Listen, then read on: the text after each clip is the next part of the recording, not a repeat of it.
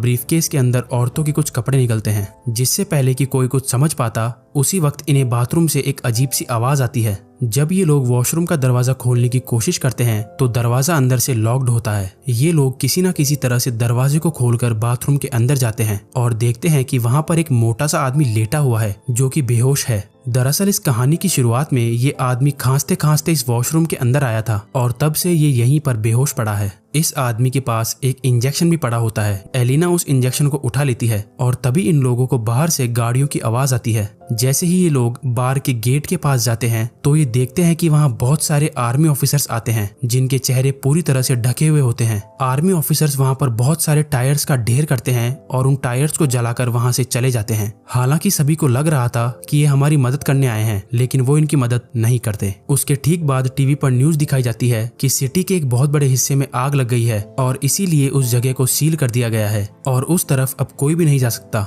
बाहर में फंसे लोगों को कुछ समझ नहीं आता कि सरकार झूठ क्यों बोल रही है। तभी वो आदमी जो बाथरूम के अंदर बेहोश था वो अचानक सबके सामने आ जाता है। उसकी पूरी बॉडी बुरी तरह से फूल जाती है, साथ ही उसकी आंखें भी डरावनी और अजीब सी हो जाती है और वो वहीं पर गिरकर मर जाता है। लेकिन मरने से पहले वो डू नॉट टच मी कहता है। ये लोग उस मरे हुए आदमी का फोन उठाते हैं और देखते हैं कि ये आदमी तो एक आर्मी ऑफिसर था। इसके फोन में और भी कुछ फोटोज होती है जिनमें लोगों ने किसी भी वायरस से बचने वाली पीपीई किट पहनी होती है। अब बार के अंदर सभी लोग समझ जाते हैं कि इस पूरे इलाके को क्वारंटीन कर दिया गया है। इसका मतलब ये जो आदमी अभी अभी यहाँ पर मरा है ये इन्फेक्टेड था और इन्फेक्शन से इसकी जान चली गई है और हो सकता है कि शायद अब यहाँ और भी लोग इन्फेक्टेड होंगे। वहीं नाचो को दिखाया जाता है जो किसी भी तरह से अपने फोन में सिग्नल लाने की कोशिश करता है और जब वो एक टेबल पर चढ़कर अपने फोन को ऊपर करता है तो उसके मोबाइल में नेटवर्क आ जाता है। वो ये बात सबको बताता है। तभी नाचो को कहा जाता है कि तुम जल्दी से किसी भी मीडिया वाले को कॉल करके उसे सब कुछ बता दो। लेकिन तभी सैतुर भी फोन पर बात करने के लिए टेबल पर चढ़ जाता है जिस वजह से टेबल टूट जाती है।